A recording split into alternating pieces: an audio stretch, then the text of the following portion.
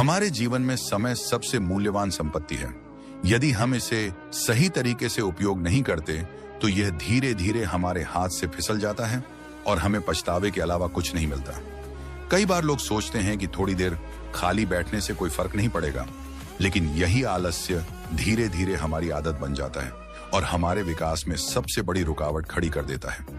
कहानी एक ऐसे युवक की है जिसने आलस्य और समय की बर्बादी के कारण कई अवसर खो दिए, लेकिन जब उसे अपनी गलती का एहसास हुआ तो उसने अपने जीवन को पूरी तरह बदल दिया। इस प्रेरणादायक कहानी के माध्यम से हम ये समझेंगे कि क्यों हमें कभी भी खाली नहीं बैठना चाहिए और कैसे निरंतर प्रयास हमें सफलता की ओर ले जा सकते हैं। एक छोटे से गांव में रवि नाम का एक युवक रहता था। वह पढ़ाई में होशियार था और उसके माता पिता को उम्मीद थी कि वह बड़ा होकर कुछ बड़ा करेगा। लेकिन रवि में एक बहुत बड़ी कमजोरी थी, उसे खाली बैठना बहुत पसंद था। जब भी उसे कोई काम दिया जाता वह उसे टालता रहता और कहता, अभी तो बहुत समय है, बाद में कर लूंगा। गांव में उसके दोस्त पढ़ाई के साथ साथ अन्य गतिविधियों में भी भाग लेते थे, लेकिन रवि हमेशा बहाने बनाकर समय व्यर्थ करता। उसकी मां हमेशा समझाती, बेटा कभी खाली मत बैठो, समय अमूल्य होता है। लेकिन रवि को यह बात समझ नहीं आती थी। समय बीतता गया और धीरे धीरे रवि का आलस्य उसकी आदत बन गया। वह दिन भर इधर उधर बैठा रहता, कभी खेतों में सोता तो कभी दोस्तों के साथ बेकार की बातें करता। एक दिन गांव में एक बुजुर्ग संत आए। वे गांव के लोगों को प्रेरणादायक बातें बता रहे थे। उन्होंने कहा, मनुष्य का सबसे बड़ा शत्रु उसका आलस्य है। जो व्यक्ति खाली बैठता है वह धीरे धीरे अपना जीवन बर्बाद कर देता है। समय को व्यर्थ करने वाला व्यक्ति एक दिन पछताता जरूर है, लेकिन तब तक बहुत देर हो चुकी होती है। रवि ये बातें सुनकर थोड़ा प्रभावित हुआ, लेकिन फिर भी उसने अपनी आदत नहीं बदली। कुछ साल बाद गांव में एक बड़ी कंपनी आई जो योग्य युवाओं को नौकरी देने के लिए इंटरव्यू कर रही थी।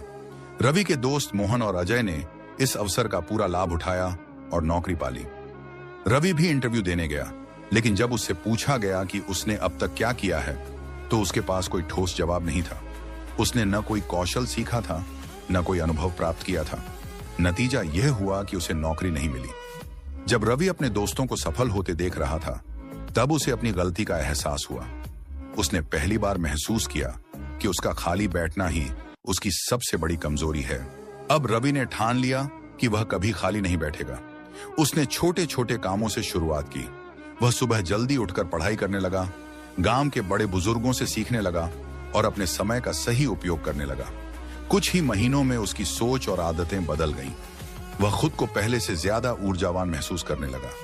धीरे धीरे उसने नई नई चीजें सीखनी शुरू की। किसानों से खेती के गुण सीखे, बढ़ई से लकड़ी का काम सीखा और अपने पिता के व्यवसाय में भी हाथ बंटाने लगा। रवि की मेहनत रंग लाई। एक दिन उसके गांव में एक नई तकनीक वाली खेती की योजना आई। चूंकि रवि ने खेती के गुण सीख लिए थे, उसने इस योजना में भाग लिया और आधुनिक खेती की शुरुआत की। धीरे धीरे उसकी फसल अच्छी होने लगी और वह आर्थिक रूप से मजबूत हो गया। अब गांव के लोग उसे एक प्रेरणा के रूप में देखने लगे। एक दिन वही संत दोबारा गांव आए। इस बार रवि उनके पास गया और अपने बदलाव की कहानी सुनाई। संत मुस्कुराए और बोले, देखा बेटा, जो व्यक्ति कभी खाली नहीं बैठता वही अपने जीवन में आगे बढ़ता है। रवि ने सिर झुकाकर कहा, संत जी, आपने सही कहा था, मैं अब कभी भी समय बर्बाद नहीं करूंगा। इसके बाद रवि ने गांव के युवाओं को भी प्रेरित करना शुरू किया और अपने अनुभव से उन्हें सिखाने लगा कि कभी खाली मत बैठो, क्योंकि खाली बैठना ही सबसे बड़ा पतन है।